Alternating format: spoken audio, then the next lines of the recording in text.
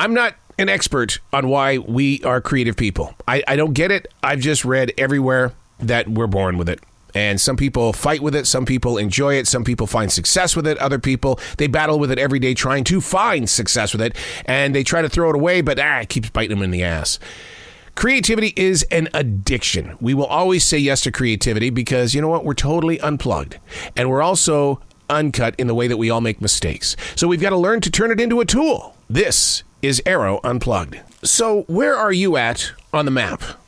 Not just the map of whatever country you're in, but a map that's measuring time and space.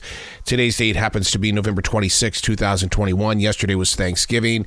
And Black Friday, which is a big thing here in the States, really isn't as strong as what it used to be. In fact, the article that I read this morning was based on that Black Friday is more of a season than it is a day anymore. And it's like, okay, I get it. And I never did understand why everybody would wake up so early and fight with each other to get something. But okay, times are changing, and that's where we are on this map. And then I learned that there's a new variant of the COVID-19 that's racing through Africa right now, and so they've cut back a lot of traveling to certain areas of the world because they don't want that variant to take over the planet.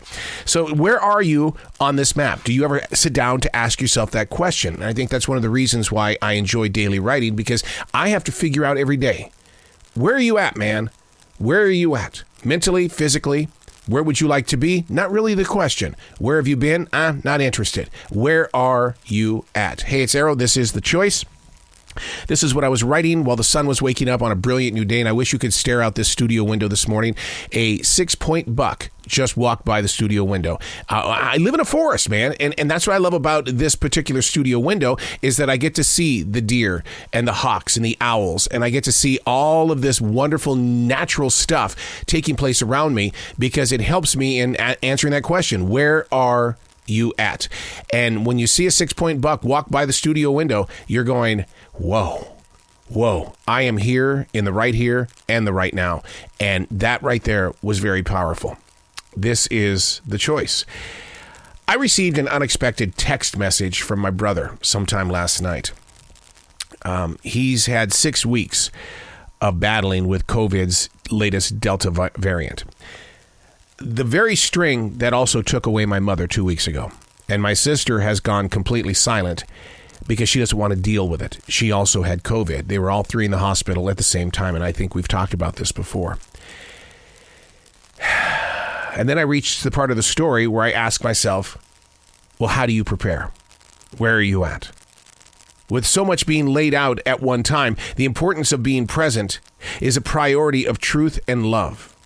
No matter what's happened in all things before this family crisis, all things must be forgiven so that the souls of all involved can find their place of healing.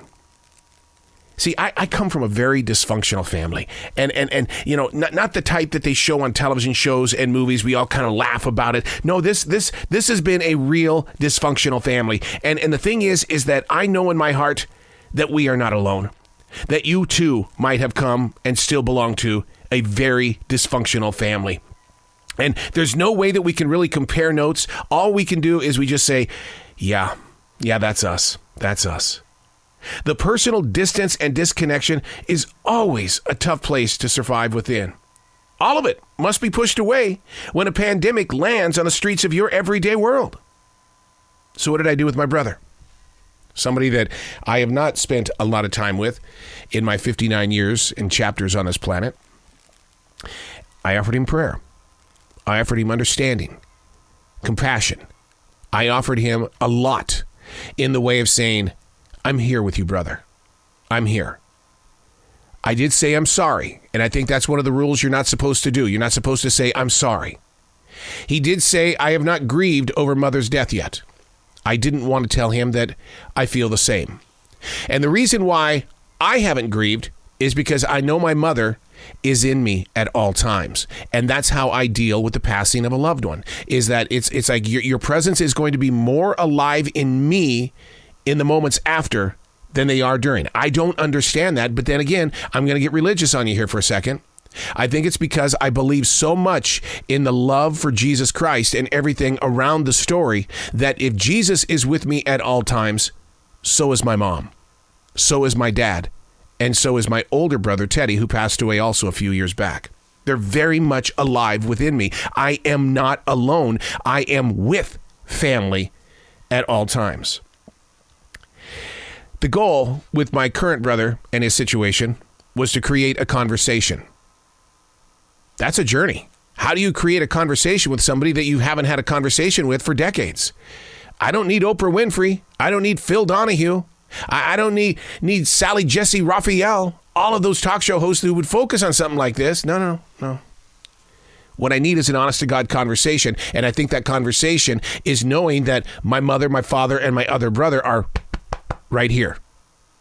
And I think their strength is telling me, build it. Build the path. Build the conversation. Now, I'm not making this all about me, because I said a long time ago, I said, I'm part of a dysfunctional family. And I said, and there's a big chance you are too, but you just don't talk about it. And see, that's the way my sister handles situations like this, is that if I don't talk about it, then it's not happening. Everything is fine. Everything is peachy keen. Until you go into that moment where you go, oh crap, this is very real. Suddenly, this isn't a television show where everybody lives happily ever after. This is very real. So maybe from Thanksgiving 2021 forward, what would happen if we said, we're going to work on the dysfunction in our dysfunctional family? That we're going to try to figure out a way to where we can kind of glue things back together by taking away the comparisons, by taking away the judgments, by taking away the greed, by taking away all of the things that have pushed us away from each other. Let's make ourselves functional family members and friends. Let's get rid of this thing called ghosting. Because you know what? Out of sight doesn't mean out of mind. It's got to stop. I'm Arroe, and that's what I was writing while the sun was waking up on a brilliant new day.